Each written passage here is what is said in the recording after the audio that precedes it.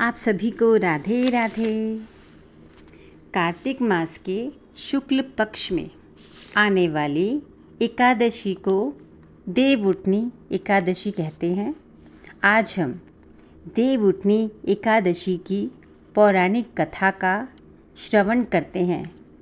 ये हमारे इस जन्म के सभी पाप नष्ट तो करती ही है, लेकिन इसके साथ साथ उसके पुण्य फल से हमारे कई जन्मों के पाप नष्ट हो जाते हैं।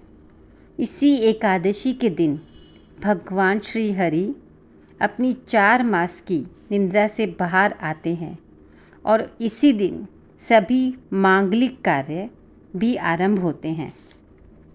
एक समय प्राचीन काल में एक नगर में भगवान विष्णु का एक बहुत ही सुंदर मंदिर था। वहाँ भक्त सुबह और शाम दीप प्रज्वलित करते थे। वहाँ एक मूषक भी रहता था जो रोज़ इस दीपक की बची हुई बाती और घी को खा लेता था। इस तरह वो रोज़ सुबह शाम भगवान के मंदिर में आता जाता रहता था।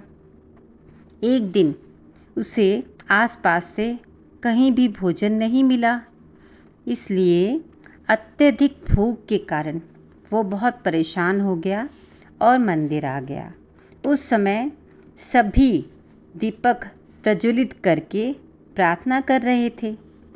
मूषक की भूख इतनी बढ़ गई कि वो प्रतीक्षा नहीं कर पाया और वो बाती जो पूरी तरह बुझी ही नहीं थी उसे मुंह में ले गया। उस बाती के कारण उसका मुंह जल गया, उसका शरीर भी जलने लगा।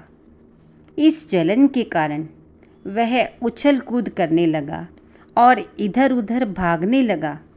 भागते हुए वो मंदिर के चारों ओर घूमने लगा। फिर जलन के कारण उस मूषक की वहीं मंदिर में मृत्यु हो गई।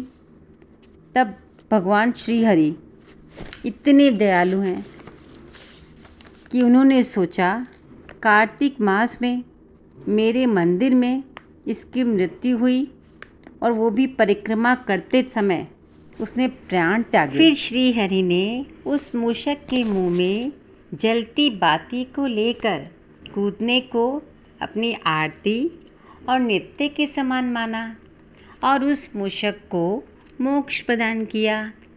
उस मूषक के अनजाने में ही किए हुए कर्मों से उसे मोक्ष प्राप्त हो गया। तो आप ही सोचिए, जब अनजाने में किए हुए कर्मों से मोक्ष प्राप्त हो सकता है तो जब हम विधि विधान पूजन करेंगे तो उसका क्या लाभ होगा। राधे राधे। जय श्री कृष्णा।